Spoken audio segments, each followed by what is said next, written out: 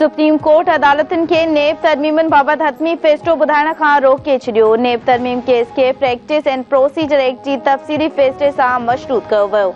नेब तरमीम केस जी ॿुधणी प्रैक्टिस एंड प्रोसीजर एक्ट जी तफ़सीली फ़ैसिले खां पोइ थींदी। हुकुमनामो जारी।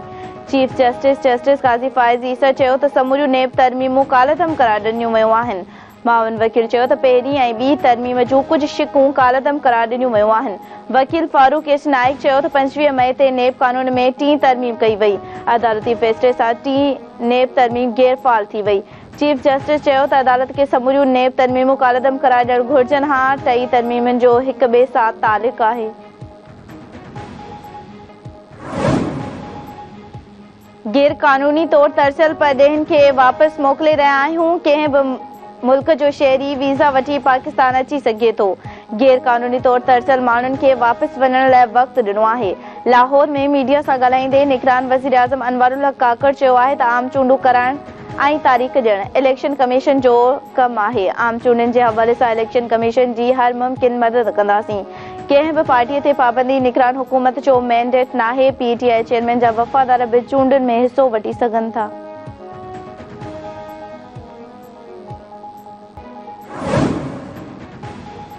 निगरान वॾे वज़ीर जस्टिस रिटायर मक़बूल बाक़िर जी सदारत हेठि सिंध काबीना जो इजलास। घरू सेक्रेटरी पारां सिंध काबीना खे गैर कानूनी तौर तरसल परॾेहनि जी वापसी बाबति ब्रीफिंग। इजलास खे ॿुधायो वियो त वफ़ाक़ी सरकार गैर कानूनी तौर तरसल माण्हुनि खे नवंबर ताईं वापसि उमाइण जो फ़ैसिलो कयो। कराची, हैदराबाद, सखर, शहीद बेनज़ीराबाद, मीरपुर ख़ास मां परॾेहनि खे वापसि उमाइण जो प्लान तयारु आहे। मुल्क में गैर कानूनी तौर रहंदड़ परॾेहनि जी पाकिस्तान छॾण जी डेडलाइन जो अॼु आख़िरी ॾींहुं। सुभाणे खां कार्रवाई जो आगाज़ थींदो। घरू वज़ारत समूरनि सूबनि खे गैर कानूनी तौर तरसल परॾेहनि जी निकाली जो हुकुमनामो जारी करे छॾियो। गैर कानूनी तौर तरसल परॾेहनि खे मुंतक़िल करण लाइ रेंजर्स ऐं ॿियनि कानून लागू कंदड़ इदारनि खां मदद वरिती वेंदी। मुख़्तलिफ़ शहरनि में कैंप्स क़ाइम। 1 नवंबर खां गैर कानूनी तौर तरसल परॾेहनि खे उन्हनि कैंप्स में मुंतक़िल करण बैदि पंहिंजे ॾेहो माणियो वेंदो।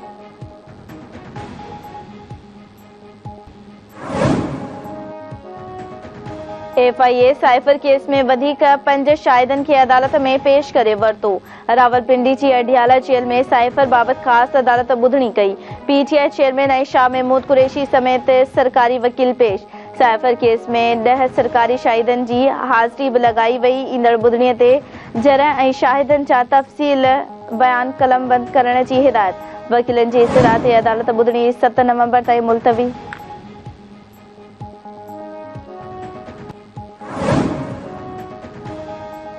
गैस जी क़ीमत में वाधि मुश्किल फ़ैसिलो हो। हलंदड़ माली साल में क़ीमत न वधायूं हा त 400 अरब रुपए जो नुक़सान थिए हा। गुज़िरियल दौर में क़ीमतूं वधायूं वञनि हा त एतिरो इज़ाफ़ो न थिए हा। तवनाई वारे वज़ीर मोहम्मद अली चयो आहे त 10 वरियनि में गैस कंपनियुनि खे 879 अरब रुपए जो नुक़सान थियो। पूरी गैस जो नुक़सान 2100 अरब रुपए ताईं पहुची वियो आहे। गैस क़ीमत वधाइण सां पेट्रोलियम सेक्टर सर्कल डेट न वधायो वेंदो।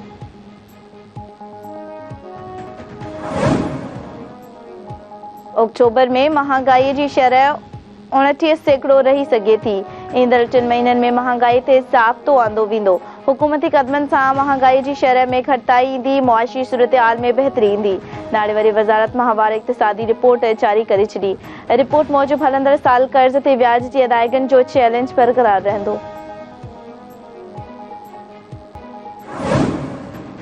इसराइल जी गज़ा ते शदीद बमबारी। रफ़ह में घरनि ते हमले में 27 फ़लस्तीनी शहीद। ज़ैतून जे इलाइक़े में रहायशी इमारत खे निशानो बणायो वियो। तुर्क फ्रेंडशिप अस्पताल भरिसां बमबारी सबबि 23 फ़लस्तीनी शहीद। 24 कलाकनि दौरान वधीक 400 मासूम खे शहीद कयो वियो। अल-क़द्स अस्पताल जे वेझो बि बमबारी सबबि अस्पताल में पनाह वठंदड़ शदीद ख़ौफ़ में मुब्तला। इसराइली वज़ीर आज़म जंगबंदी जो इम्कान रद्द करे छॾियो। PP अॻवान ख़ुर्शीद शाह चयो आहे त पीपल्स पार्टी अवाम खे वोट जो हक़ ॾियणु सेखारियो त जीअं बहितरीन नुमाइंदा चूंडिजी अचनि। रोढ़ी में तकरीफ़ खे ख़िताब कंदे ख़ुर्शीद शाह चयो आहे त अवाम जी ख़िदमत करणु पीपल्स पार्टी जो मंशूर आहे। अवामी ख़िदमत खे इबादत सम्झूं था। ईंदड़ वज़ीर आज़म बिलावल भुट्टो ज़रदारी थींदो। बिलावल ई मुल्क खे बहरान मां कढी मज़बूत करण जी सलाहियत रखे थो। अॻूणे सूबाई वज़ीर नासिर शाह चयो आहे त मुल्क जो अवाम बिलावल भुट्टो ज़रदारी ॾांहुं निहारे रहियो आहे। बिलावल ईंदो त मुफ़्त इलाज थींदो, पक्का घर ऐं रोज़गार मिलंदो। बोर्ड में मुतासिर थियलनि जे लाइ 20 लख घर तामीर कया पिया वञनि। 1.5 लख घर तामीर थियण बाद मुतासिर में विरहाया विया। Islamabad high court audio leaks मामले ते वफ़ाक़ खे जवाब जमा कराइण लाइ 1 महीने जी मोहलत ॾेई छॾी। अदालत चयो त इलेक्ट्रिक सर्विलेंस कीअं थी रही आहे ऐं केरु करे रहियो आहे। पाकिस्तान टेलीकम्युनिकेशन अथॉरिटी चई रही आहे त हिननि कंहिंखे बि इजाज़त नाहे ॾिनी। वज़ीर आज़म ऑफिस, सुप्रीम कोर्ट जे जज ऐं अॻूणे चीफ जस्टिस जे ख़ानदान जी ऑडियो लीक थियूं। रियासत पाकिस्तान खे एतमाद में वठण खां सवाइ ईअं करणु ख़ौफ़नाक फ़ैसिलो आहे। लाहौर जी अदालत पारां पंजाब असेंबली में बर्तन वारे केस में अॻूणो वॾो वज़ीर चौधरी परवेज़ इलाही 14 ॾींहनि जी जुडिशियल रिमांड ते जेल हवाले। एंटी करप्शन 2 ॾींहनि जो जिस्मानी रिमांड पूरो थियण ते परवेज़ इलाही खे अदालत में पेश कयो।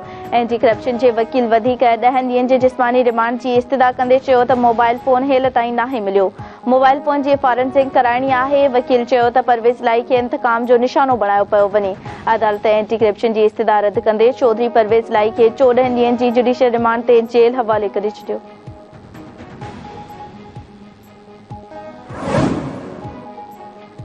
कराची यूनिवर्सिटी में दाख़िला पॉलिसी ख़िलाफ़ सिंध शागिर्द सराफा एहतजाज पिणल।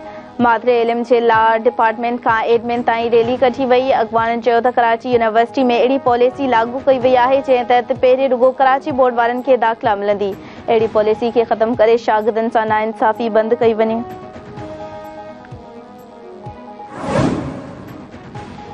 टटे भरिसां मीरपुर साखेरे वेझो शेरज़ोर गाॾी कल्टी, 3 ॼणा फोत, 25 ज़ख़्मी। फोतुनि जी सुञाणप असद जोड़े जो ज़ेबी पठाण ऐं अलाह ॾिनो तौर थी। लाशनि ऐं ज़ख़्मियुनि खे अस्पताल मुंतक़िल कयो वियो।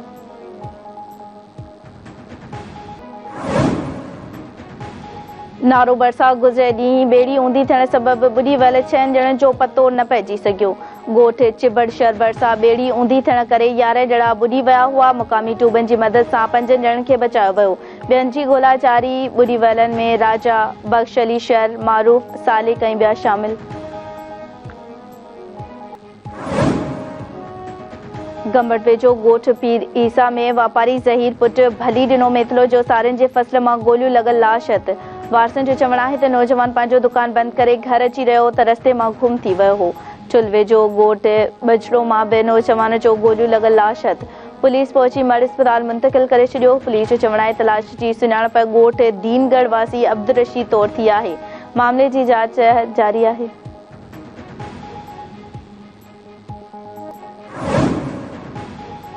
वगण वेझो 2 सगा भाइर पाणीअ जे तलाउ में किरी ॿुॾी फोत। ॻोठ चौदेरो में 2 सगा भाइर तलाउ में ॿुॾी फोत थी विया। फोतुनि में 2 वरियनि जो अली ऐं 4 वरियनि जो हैदर शाह शामिल। लाश घर पहुचण ते कोहराम अची वियो। वारसनि जो चवणु आहे त 2 नीगर रांदि कंदे तलाउ में किरी ॿुॾी फोत थिया।